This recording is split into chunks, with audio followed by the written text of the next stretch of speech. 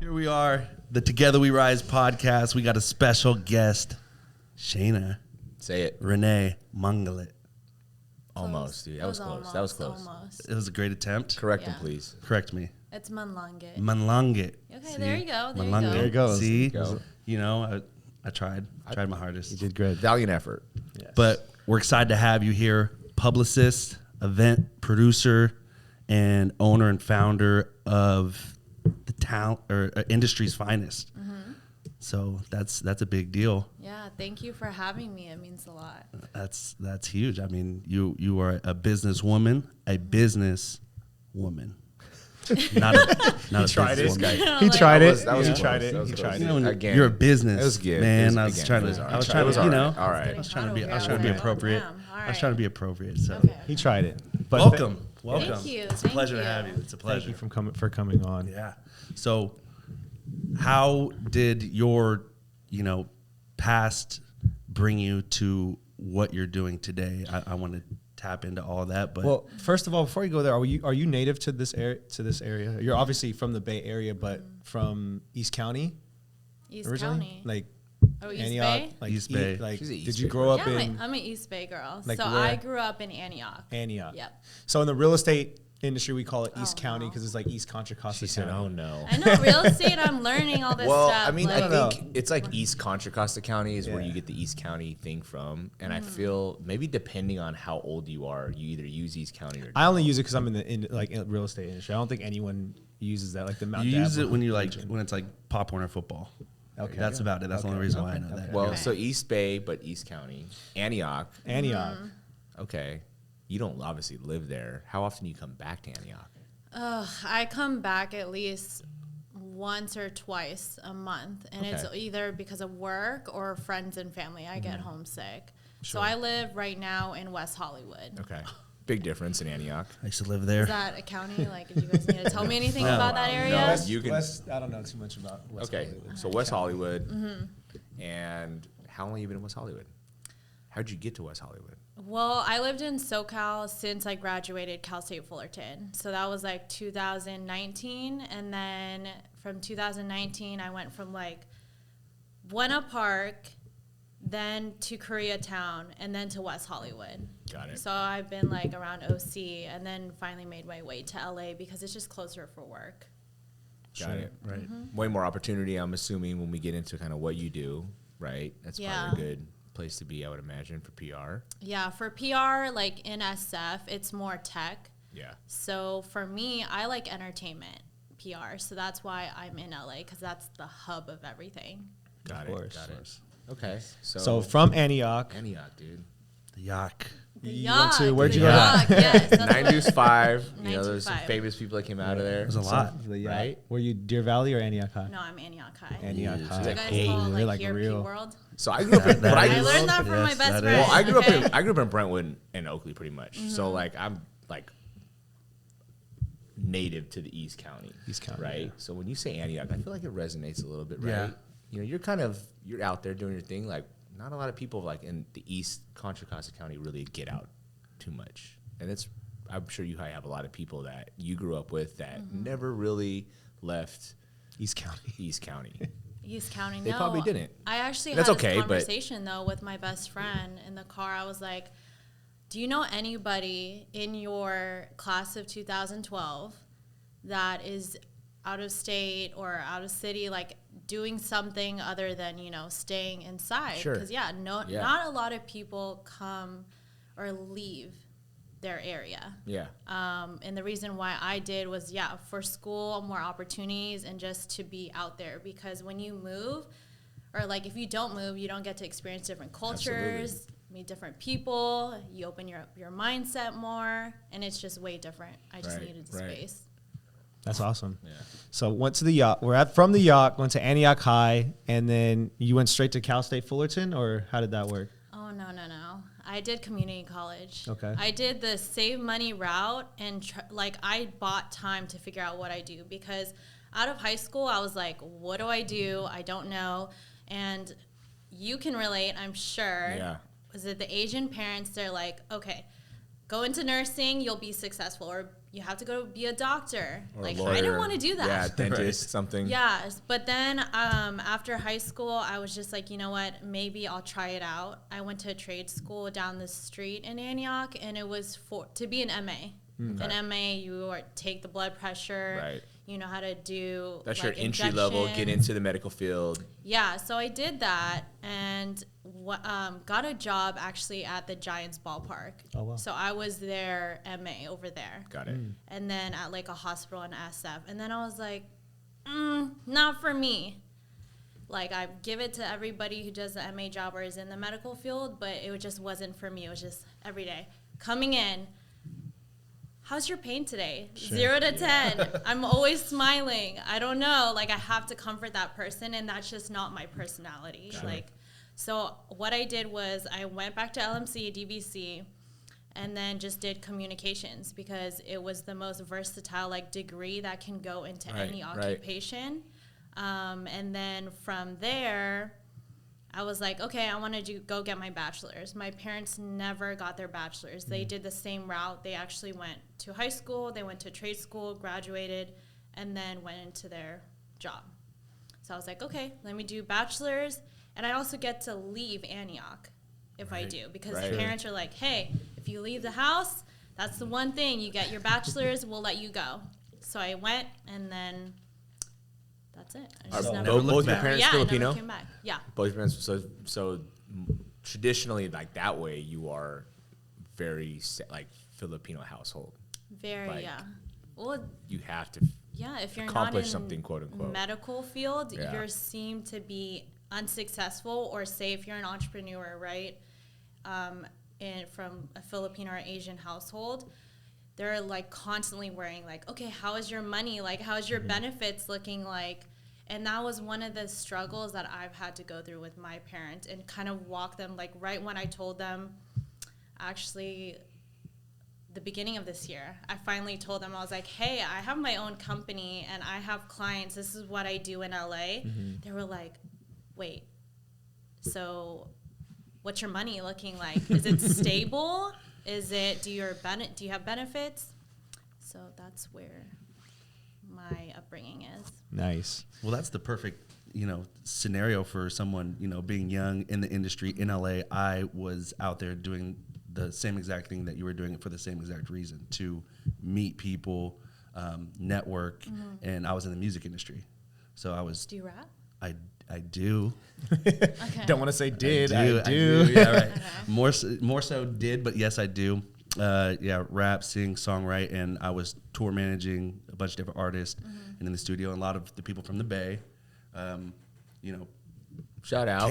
shout out the Bay, came down there, and we all kind of linked together and did the thing. But having kids came back. But I just 100% relate with you going out there. A lot of people didn't get it. They don't understand, and they're just like, what are you really doing? And when you're in that network or just in that scene, it's 100% valid, and it's huge, and you're doing the complete right steps and everything to be successful in that industry. So that's huge for you. I think that's awesome, and I applaud that.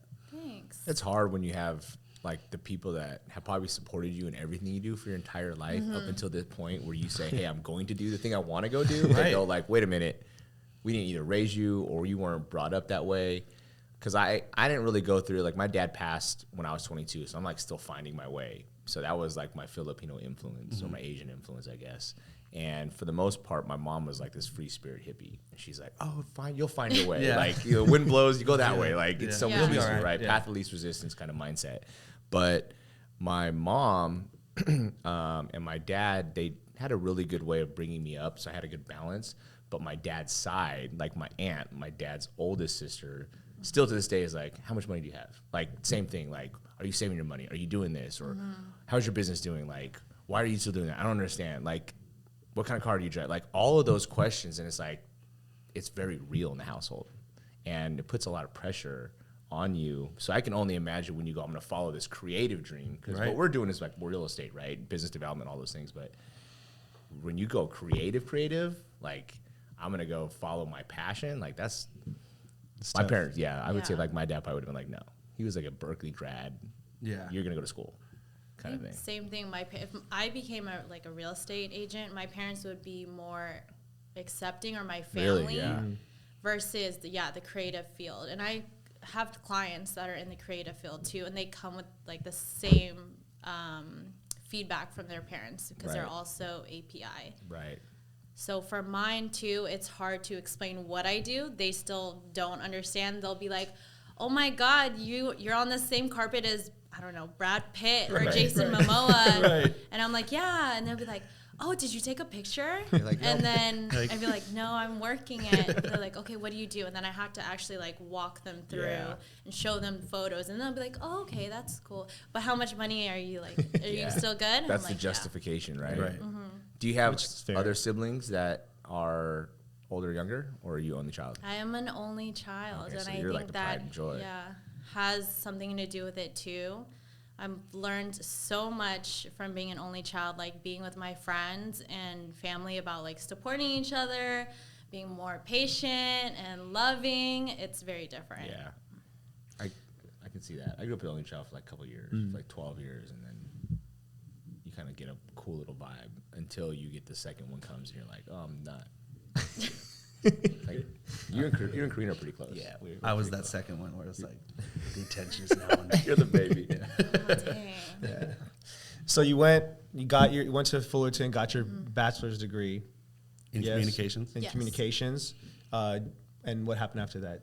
Well, when I went to Fullerton, it was communications and an emphasis in PR. So I took those like classes that specifically talked about the fundamentals of PR. But from there was your choice of where you want to go. So you can go to tech. I can come back to San Francisco and apply it to tech PR, or I could do it for some other field, like there's people, the real estate companies that have PR. Right. But for me, I wanted to do entertainment. And it was what solidified that is I got an internship with Fox Entertainment Studios. So with them, like I was able to work on like Simpsons, Family Guy, Hell's Kitchen, and it was just so much fun. The team was amazing, and that's when I just fell in love. And from there, I went from a studio. I worked at IMAX after. Then I came back to the Disney Corporation. So I worked with FX Networks, and then I went agency life. So in entertainment PR, there's studio life, which is in those Fortune 500 companies like Fox, FX Networks. And then there's agency life, which is when, example, like for Industry's Finest, you get different clients. So my clients can vary from Fox to Apple TV Plus to HBO Max all at one time. So you're not just set on like Fox TV shows. So that's where the agency life took over for me. And from there, I just stick with it. So is that what birthed Industry's Finest? Is that did it go directly into that? Like when you say agency, does that mean like you started your own thing right away? Not right away. I had to learn the fundamentals. Like with the agency life, I was on a great team or under like a really great person for leadership. And then it just, Hollywood is not all glamorous. I'm going to tell you that. When I started out as an assistant, you do get the lowest pay. You get like the low hanging fruit. You're working 24/7. Like you're getting burnt out. My first job as an agency was insane. And for a female and also API, I want to say I felt by myself, because in Hollywood, you don't see a lot of API publicists. I had to find out like over the years. So when I first joined, I was like, wow, like there's nobody else like me at this agency. And like there was a point where there was like a client who was a different ethnicity. So she was Black. Sure. And this agency wanted to put me in that meeting to sign this client because they were like, oh my God, like to show we're multicultural. Right, Sure. right. So those were the struggles that I had to go through. And then that's when I realized like, hey, I'm not going to be just an assistant. And you also have to wait for people to like leave to get promoted. So I was like, okay, that's another straw. Then I left. And then that's when I like joined another agency, and then I was like, okay, this doesn't make sense. I'm signing my own clients by now. I don't need to give them a cut. And that's where Industry's Finest was born, because those clients followed me, and then I did so well with them that they referred me to other people, and then that's where I am right now. Awesome. So let me ask this, is obviously you went to school. Did you start working all the PR while you were in school, or was it like, hey, I'm going to bang out school and then I'm going to just go and intern and kind of grow my business through like the Fortune 500 world? Like, well, like for the last year of school, you have to do an internship. Okay. And then, so that's when I did it at Fox. But then after that, that's when I was like job hunt crazy, like sending out resumes 24/7, like the hustle. That's when you're like the hungriest, right? Because you don't have a job. You're coming out of high school. You feel like you're not doing anything. My parents are going to ask me how much money I have. Exactly. Or else I'm going to have to go back to Antioch. Right. Yeah. So that's when I was like, okay, I got the job at the agency, and then I just stuck it out. And I drove from like OC to LA. And you know that LA traffic sucks. So it took me 2.5 hours every day to go from OC to LA and then back home. So you were living in OC, working in LA every day. Yeah, that's a hustle already. What age is that for you? How old were you? Were you My memory is not that good. like mid-20s, obviously, somewhere around there? Maybe? I don't know. I want to say like 3 years ago. Okay, so I'm trying to gauge like your entrepreneur career, how long it's actually been, because I think that's super important. Because if you're talking about like the grind, and I think a lot of people who do listen to this podcast, and as our audience is growing, they're either transitioning from one thing to another, or they're thinking about it and they're trying to figure out how hard it's going to be. How to do it, Right? And you know, you you switched careers within the last year, and you're killing the game. Right? Already? Oh, like Go ahead. killing it. But Go ahead. a lot of you, the reason why isn't, I mean, yeah, you have great coaches and great support, and great tools, but it's also you. Like majority of it's you. And if it's only been the last 2 or 3 years for you, I'm curious on like that part of your story too, because a lot of our audience they're kind of like, am I going to do this? Am I going to go change? You know, there's new real estate people that we actually talk with, and they're trying to figure out, are they going to go full-time real estate? I just got my license. How much am I going to give to this passion I might have? Maybe my family's in my ear telling me not to do it, or my friends are like, oh yeah, the market's tanking. You see interest rates, shit like that. But for you probably, not a lot of real estate is going to get up and drive 2.5 hours just to go clock in somewhere. Bro. That's not even a thing. Right. Not even close, especially, you know, as a entry level position, assistant position, you know, you're grinding, you're taking a lot of the, like, probably the shit that, like, it's probably just not a very, like you said, there's a lot of struggles within that position. And being obviously API and was going through those struggles to drive 2 hours to that environment, you know, it's not very fun. So like, how long did it take you for you to just be like, you know what, was it that you felt like you were better than this? You felt like you could do it better? Or was it like, I just don't want to deal with these type of like issues at all? I think it was a mix of both. But another thing was like, okay, I did the math. It was like 2.5, 3 years it took me. But it was because I was surrounded by all entrepreneurs, like shout out Anthony. Yes, of course. Because that is the guy who took me under his wing after I started working with him at Sundays. That's what really propelled me, because if I was still hung out with the people like from high school, I love them to death, but there is a huge difference between like those people that are willing to make the jump to be an entrepreneur. It's a lot of risk. It's a lot of like, we don't know how much money we're going to make. We really have to hustle. Yeah. Some people like the 9-to-5 structured routine. You have a set like income, but it was really being around other entrepreneurs, whether it was him like being an event producer, like our friend is also in real estate. There's another person that does like, or is it being a broker? Sure. I don't know if that's the same thing. Yeah. But it was being around them, and then they kind of pushed me because they were like, oh, you know, what if you did this? Like, you don't need to give anybody a cut. Sure. Like, your money doesn't make sense if you're with an agency.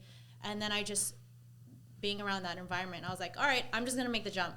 Because entrepreneurs really, they breed other entrepreneurs. Well, yeah. They push you. Like, that's the coolest part about, I think, that room, right? And ecosystem is they just constantly are like, you should be doing this, or what are you doing now? Don't stay stagnant. Like, Right.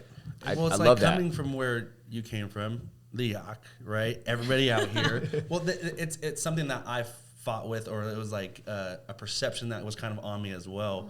A lot of people out here, you know, finish high school, go do their 4-year thing in college, and then they go find like a tech sales job, and it's very comforting. There's not a lot of risk. Great right? life. Great life. Great life. Make good money, but it's not like very riskful, right? Yourself and myself, you go to LA, and it's just like, all right, I have to do this, and it's that kind of burning fire, like you said. I don't want to go back and say I didn't do what I said I was going out to do, right? So it's a tough thing, but it motivates you. It makes you take that 2.5-hour drive every day to climb these hurdles in order to put yourself in a position like you now owning your own company, right? And having these artists or entertainment people that you now are doing PR for and help run their business, right? Creating that, it's just a huge leap of faith. You have to have that blind faith. Literally, that's the word to say like I can do this. And maybe your mom and dad might not understand. Maybe your high school friends who have that comfortable job might not understand. But having that is the key foundation of being a good entrepreneur, because there isn't, you know, there's never like this is the end. It's always how do you keep succeeding.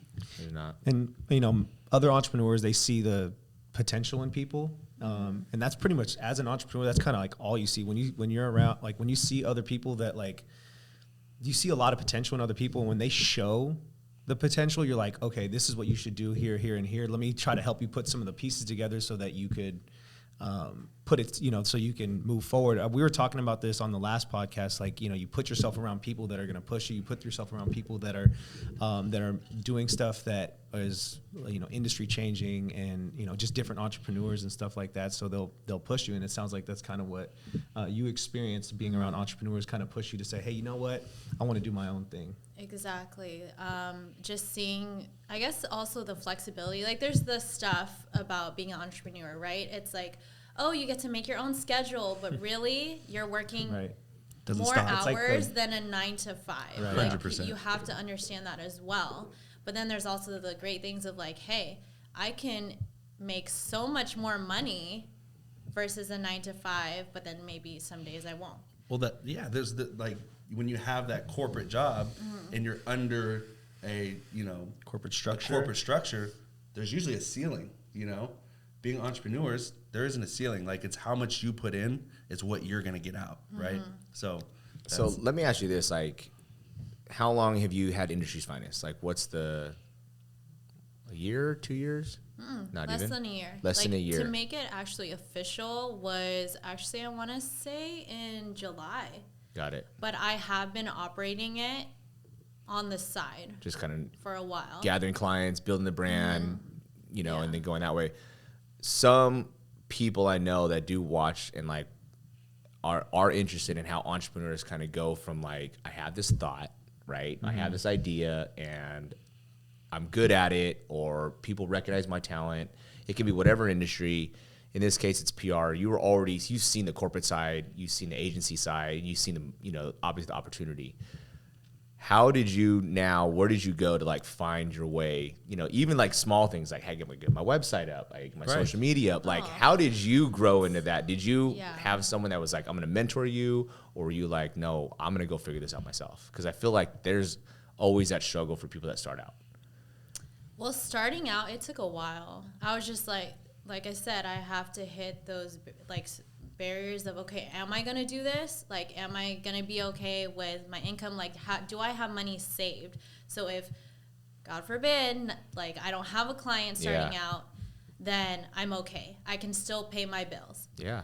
But starting out with like all of those assets, as far as like website, social media, thankfully I have clients that help me with that, because one is a branding expert who actually got on me for my social media the other day. So he's good. And also, shout him out. Oh, Adrian, I know. Adrian, shout him out. Give him some credit. I keep telling him that he yelled at me for it, but whatever. As like, far to as make like, you better. Yeah, I mean, he's like, exactly. It's what the I said. truth, And I was though. like, fine. Yeah. But other clients like Anthony or like Sundays, like I've had to make those websites. So now I just applied those skills towards me. So I've always been able to figure things out for other people because that's my purpose, is to serve others to get where they want to be ultimately. Because PR is the same thing.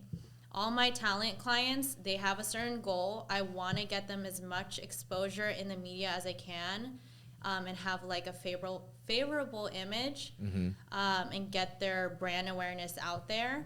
So everything that I do for them, I apply to myself. And it is hard. It's better to do it on somebody else and easier than for me, because I'm just like, oh, I could do it later. Do as I say, not as I do. That's actually awesome. I've never thought of it that way. Like, it's a very selfless, you know, PR is a very selfless job. You're doing everything you can to build up this, you know, person, right?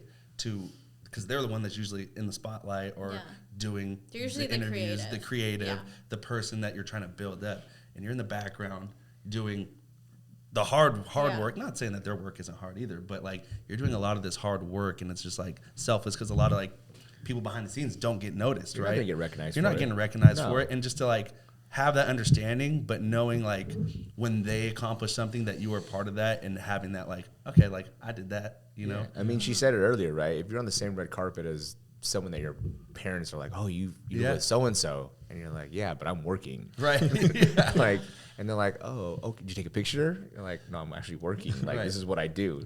And then you have to explain it, because I would imagine like the real entrepreneurs, not real, but like the real leaders that are out there, right, or influencers that are truly like making a difference in this world, and motivating. Like, yeah, there's so much in the background that they don't even do for themselves that they do for other people, and that's what you just said. And I think that's hard. I know I do that. Like, it's even with our own business, right? With our own, there's so many things that we could probably coach. So many people, oh, you should be doing this. You do this. And it's like, damn, I gotta look in the mirror, right? Yeah. And I'm not doing it, Right. Yeah. Well, it's a machine. It's a machine. It's like in the music industry, it's the record label, right?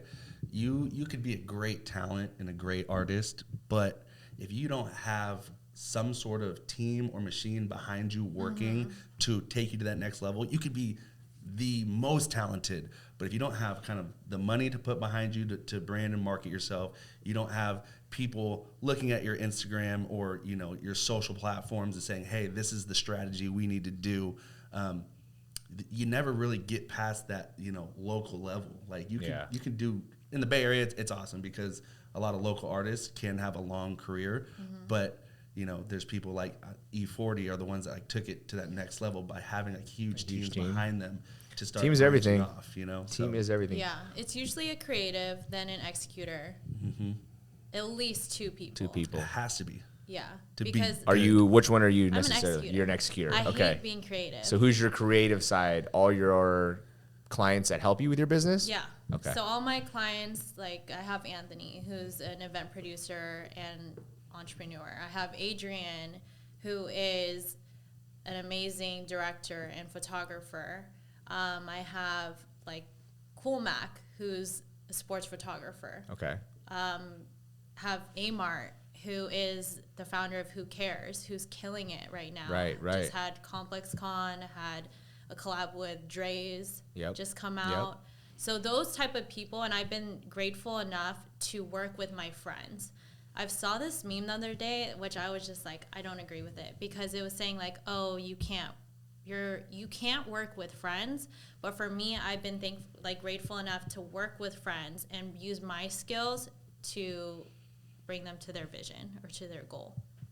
Yeah, that's awesome. I think it can go both ways, but it's always nice when you can work with your friends. I think it makes it definitely helps to be able to work with your friends. You can make money with your friends, and you can make money with people that will become your friends, obviously, right? Yeah. And that's also another thing too. But I don't know. I think what you said is having a creator and an executor, like that's such a big deal, and most people don't approach their dream like that or their passion like that, because it's super exciting to build the mindset. Oh, I'm gonna do this. I got this idea. But if you're just a creator, like you're constantly gonna be I mean, thinking, and you'll never have any that's type your of purpose, is to create, and then you need that person in the background. Like luckily in my life, when I was like fully in my creative space, I had my older brother who is just that guy that would figure out how to do anything and everything. But he was also like, I'd see him making a website. I was like, oh, I need to make a website. I'm like, 17, like rapping and, trying to get there. And I'm like, hey, Aaron, can you make me a website? He's like, sit here and watch. Yeah. I'm like, damn, please just make it for me. make it. He's like, no, figure it out. Watch me. Well, and I'm like, to know. all right. No, and Yeah, like to do- how to it do it. made me who I am. So now I can be like both sides of it. Yeah. And it's grown who I am exponentially. So shout out to Aaron. I love you, dude. But yeah, it's like being that executor is, you need it. You absolutely need the executor, because if you're just a creator, you're just gonna be spinning your wheels, throwing paint on the walls. It's like, well, how do you get this to the world if you actually want to make a living off of it? And are you ever going to get it to the world? I know a lot Right. of like really talented people that are very like protective over what they create, and they want it to be perfect so much that they just never put it out. Artist mentality, right? Yeah. It's never Really? ready. It's never ready. It's the number one killer for an artist. Like, I don't know how many people make amazing, dope songs and they just don't ready. drop it. I'm like, your computer is gold. Where is your executor? Right. Like you need that executor to be like, it doesn't have to be perfect. Like let's do it. Like let's put it out. Just like that little push. I might have some Yeah. referrals for you. Yeah. start sending some people I know Please that. tell me. Let me ask you this question, and you're obviously at a point where like you're on this uptick for your business. Has there been a time yet in your during like you being on your own you wanted to quit? Oh, every day. Every day. Okay, like how do you overcome that objection for yourself? Because that's like internal. It's hard being an entrepreneur. It's hard for me to have a routine. Like, especially right now, I'm actually struggling with having a routine because, yeah, you get to make your own schedule. And your clients are, like, my clients are kind of lenient, and some aren't. But it's also being present with my friends. I've been with my friends on like a Vegas trip. I've been with them like at a dinner, and I'll be on my phone like the whole time. Right? And like my head is already thinking about the next move. Like, oh my God, my client just got this interview, but wait, like he would be perfect for this media outlet. And then I'm not there. So like one day recently, I just broke down. I was like, yo, like I have to figure it out. I have to figure out my priorities. It's family, friends, and then work. Work has to take a back seat. Wow. That's That's very really strong to say. That's very strong to say. And it's very relatable with a realtor. Yeah. It's like unbelievably relatable. Well, setting boundaries is super important as an entrepreneur. For you, I would assume that it's even harder because you're in Hollywood and late night stuff is more prevalent. Like for us, we wake up early and, people aren't buying houses at 8 o'clock at night, but you might be doing some type of event 8 to maybe 3 o'clock in the morning, right? When you're with, people, when you're with talent, because in Hollywood, that's the times that people do stuff. So yeah, it's tough. Like, but to me, I've learned that setting boundaries is super important as an entrepreneur so that you can make sure you do spend time with your family and friends. And then also being able to scale to buy your time back. That's another like hot topic that we talk about on this podcast is like entrepreneurs, you have this great idea, you start to execute, you're doing well. Now, how do you scale?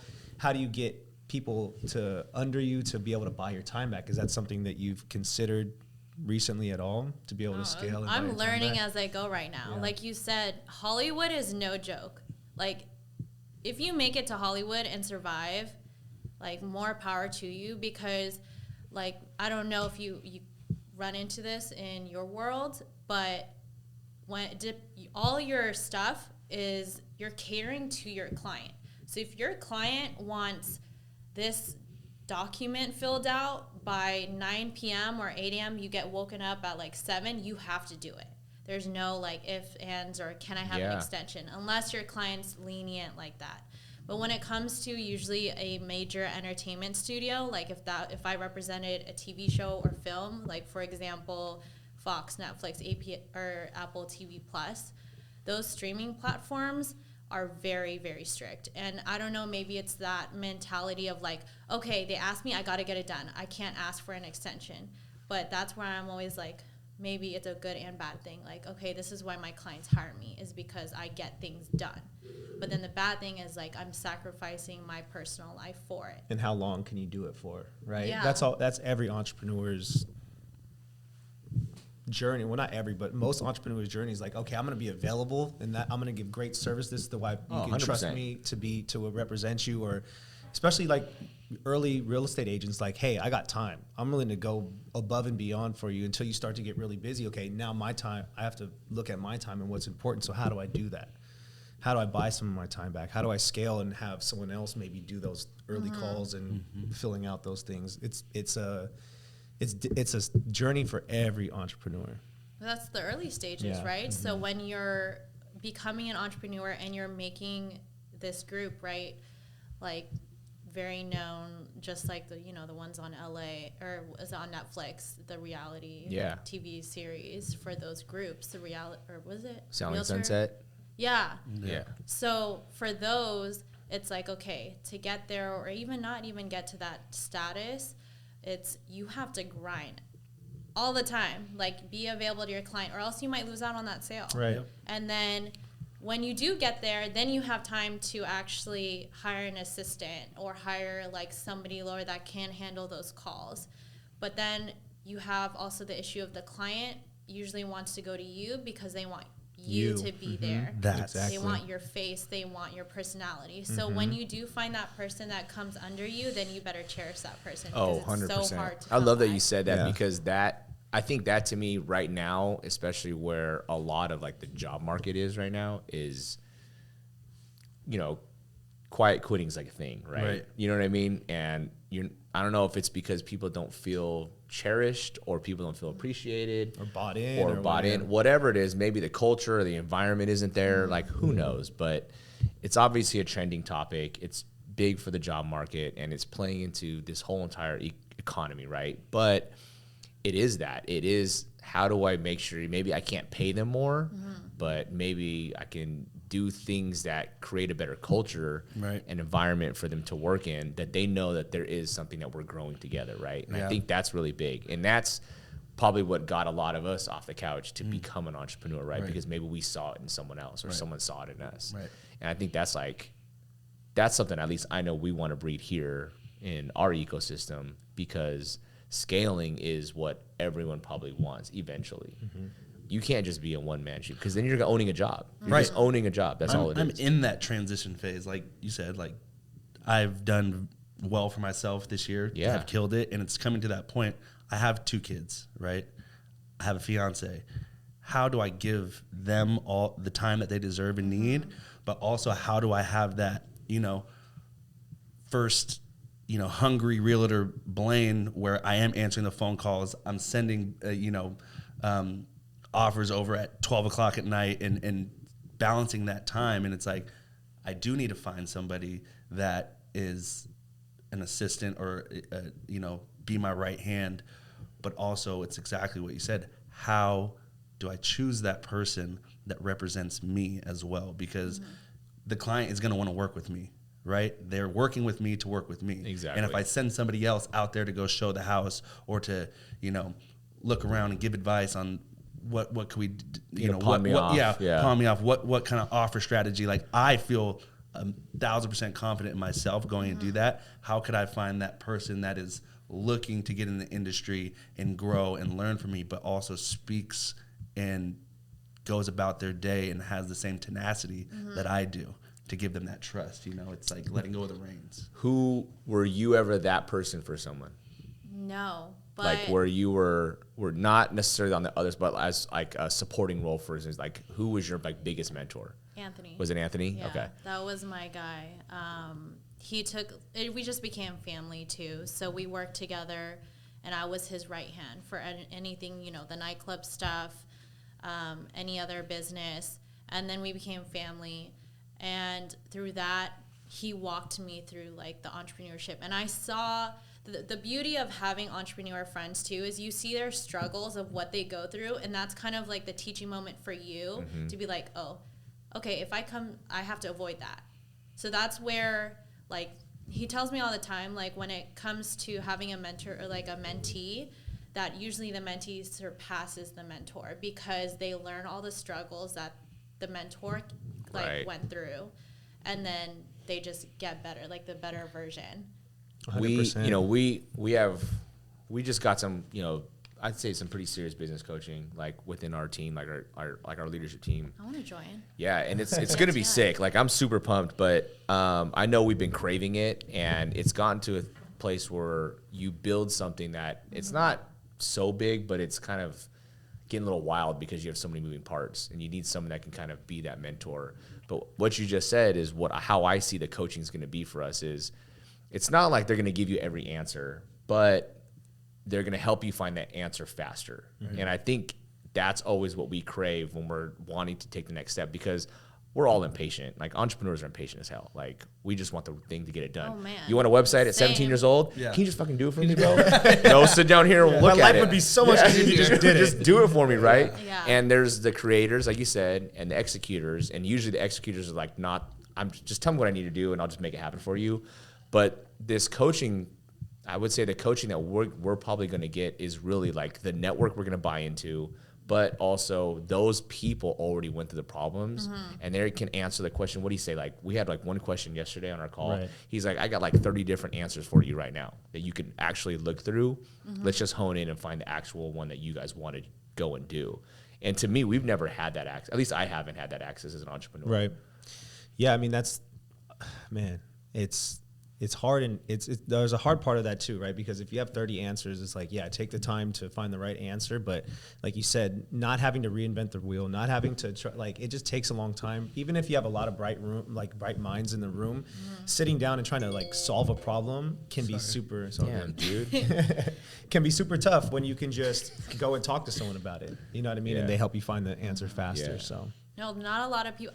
Like after high school, you guys went to college or? I went to college. Yeah. I went to San Jose State. Cal State East. I went. No, went. Okay, you went. You don't know what happened after. I went. I I went did. the whole time too. It was He went weird. the whole time. He just never got a diploma, which is Oh, okay. Well, after A to Z don't tell his dad. education, Oh, daddy. I love that you guys are investing in like education now or like coaching, because Yeah. a lot of people after school they don't do anything. Yeah. Right. And that's how you learn. Like for me, I'm like, it's even hard for me to sit down and read a book because my mind is going everywhere. But I know that I need to because there's information in there from other entrepreneurs who have gone through those struggles. Are you a reader or are you a Listen to listener? that question. I'm a Yeah. reader. Shout out to Audible.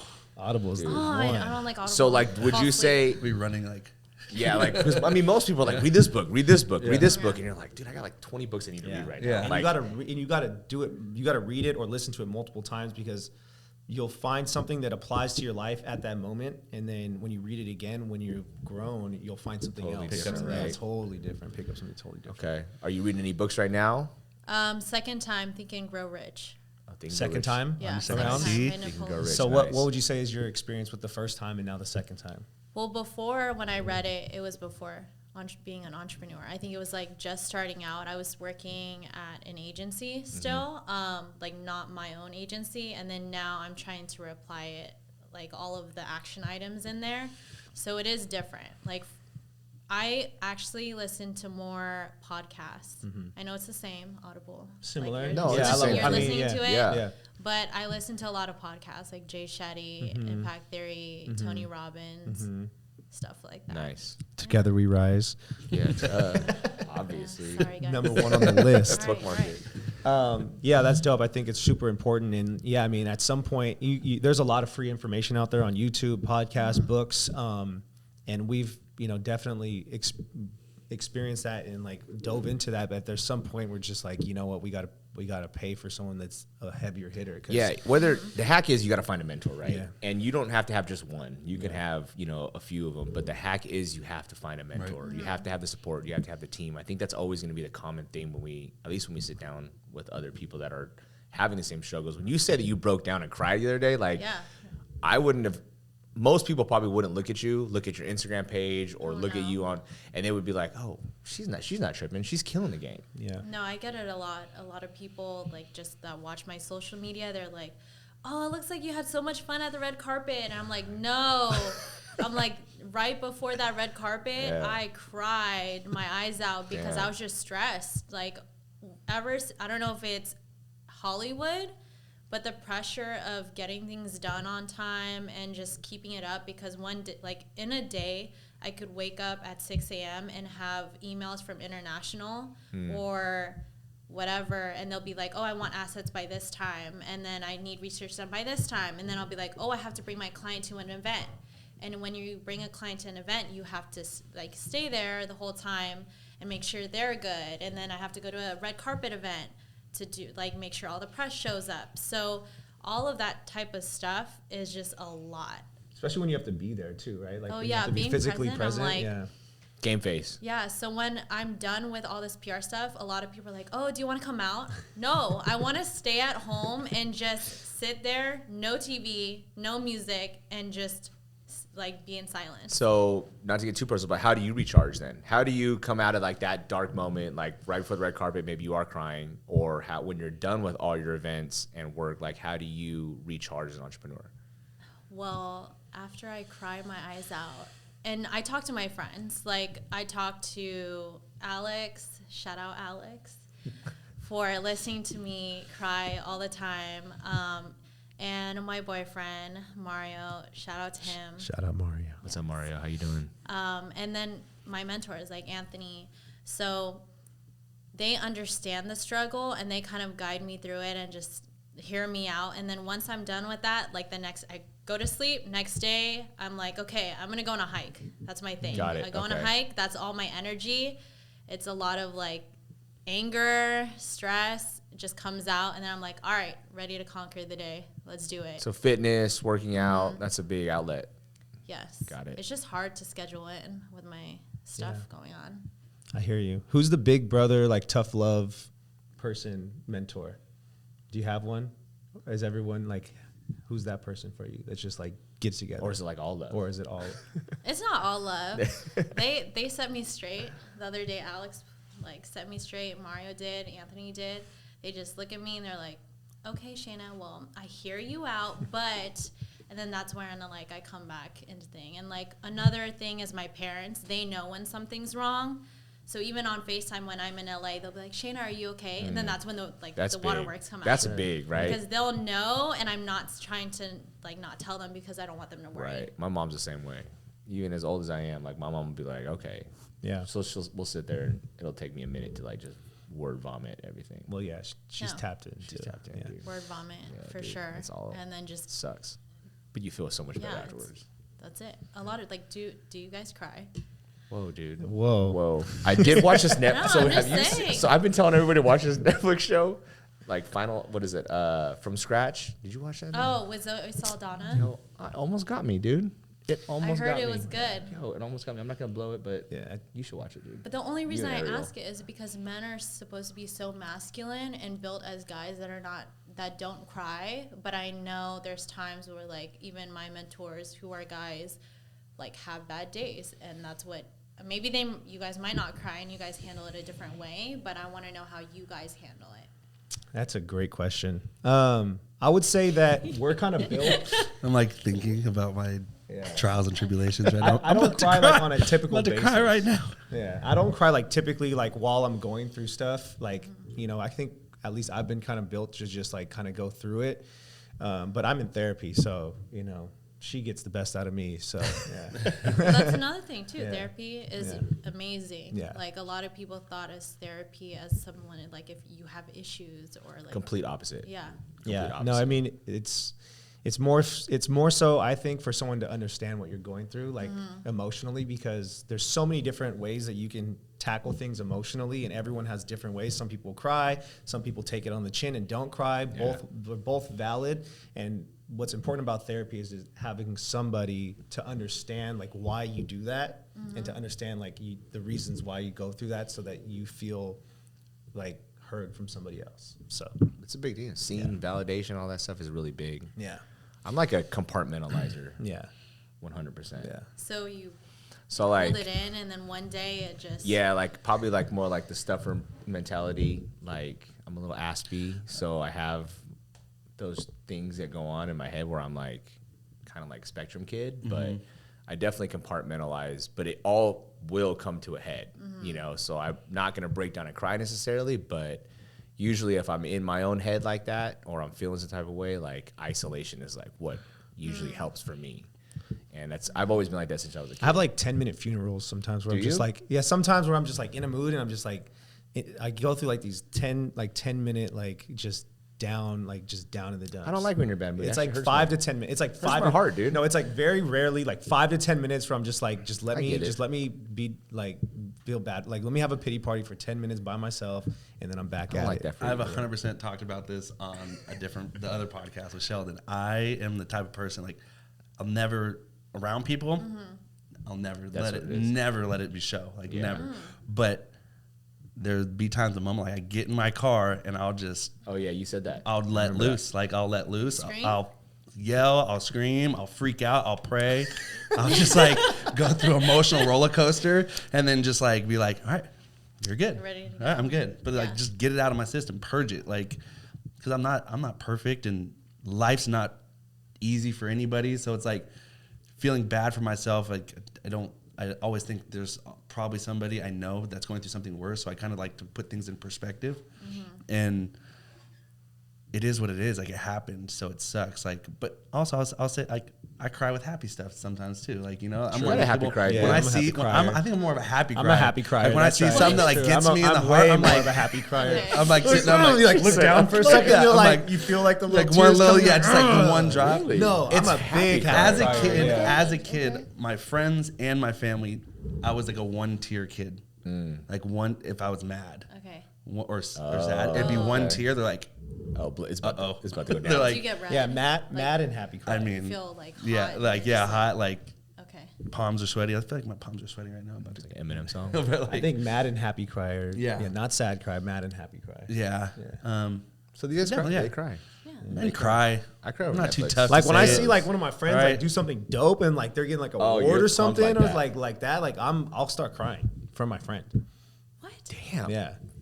I love Like that. success, like you know what I mean? Like if I see you crushing it. That is yeah. a true showcase of your character. Then. Yeah. That is like who you are. Like That's you Yeah, are a cheerleader I for love people. when That's people amazing. like around me achieving and accomplishing goals. That's dope, bro. Especially if it's like publicly acknowledged. Like that's dope. Are you gonna cry right now? Yeah. Oh.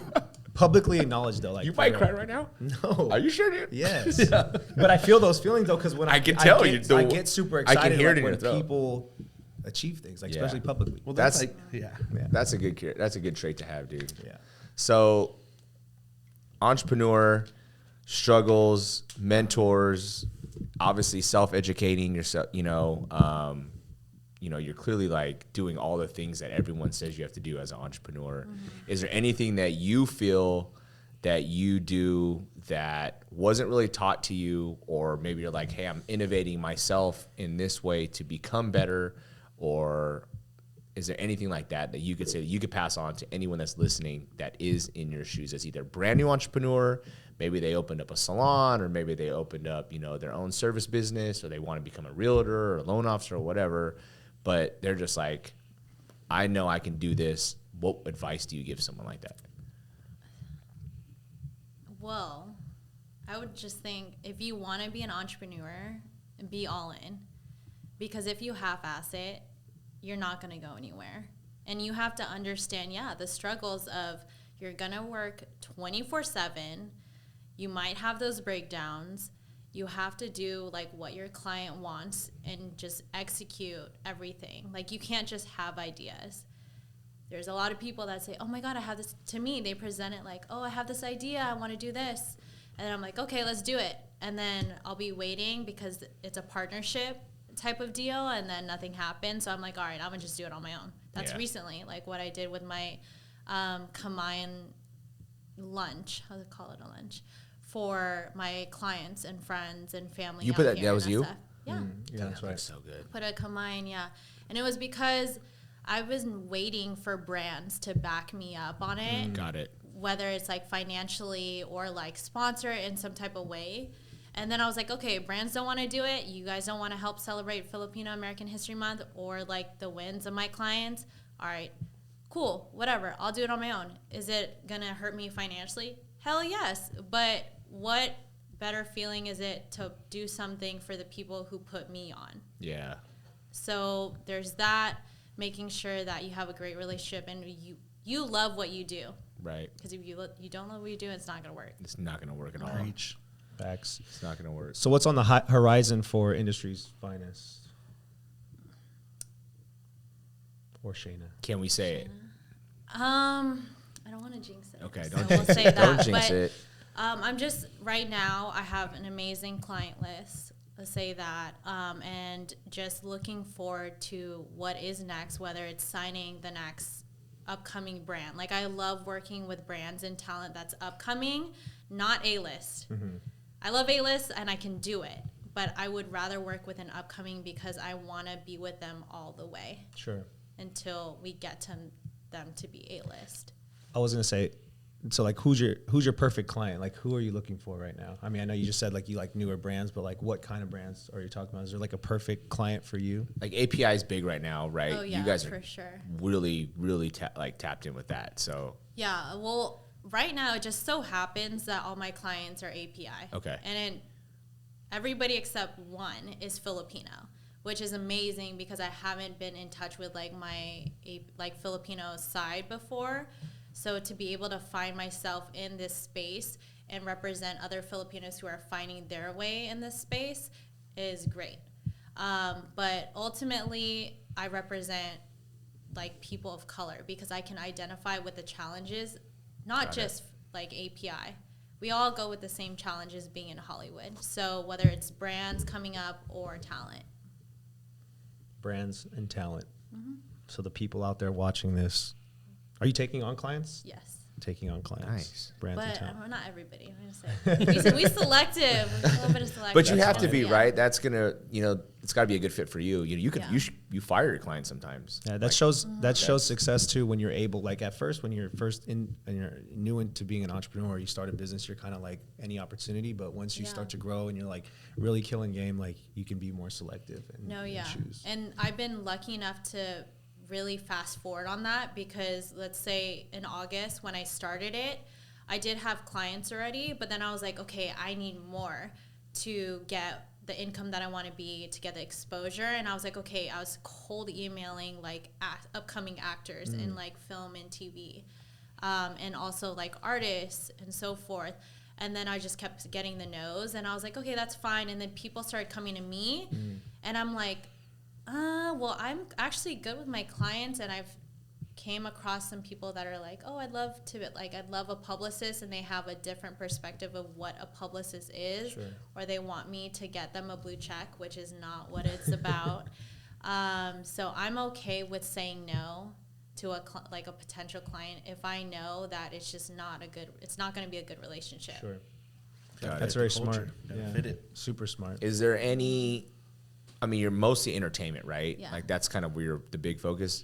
Do you see yourself breaking out of entertainment and going in other industries? Like, do you have like a desire to do that, or is it mainly just entertainment? Mainly entertainment. Right now, I'm actually working with a lot of TV and film titles for Netflix, but it's actually outside of my agency. I'm helping somebody else. So right now, that's where my heart is, but then also I'm split with Industry's Finest, which represents talent, so that's a little bit different. Got it. But with entertainment PR, I just love it. It's fun, rather than I feel like the PR, perks are hate probably it. pretty sweet. Yeah. Oh, you go to premieres, you go to Yeah. red carpet events, whatever it is, free food, Everything. open bar. I'm not Like- mad at that. Yeah. It's just a fun I'm sure it gets time. tiring sometimes, but it's no. always cool. And Your yeah. social anxiety is like, I'll sit in the corner for a little bit, and then I'll be like, all right, I'm ready to go. Right. Then I have to like say hi, and Yeah. You gotta take those That- 10 minutes sometimes, you know? That'd be tough for me. I love it. Well, Is that I think- it? Yeah, I think we crushed it. cool. think she crushed We it. appreciate Thank you. you guys for Thank you. having me. I Yeah, appreciate you're it. welcome. Coming all the way up So, from WeHo. anyone wants to follow you, get in touch with you. Well, my Drop the personal lines. Instagram is Shaina Renee with 2 A's for Shaina. And then my business is Industry's Finest on Instagram and on my website. Nice. Website, industriesfinest.com. Yes, sir. Yeah. There it is. Love it. We appreciate you. Thank you for Let's coming. get it.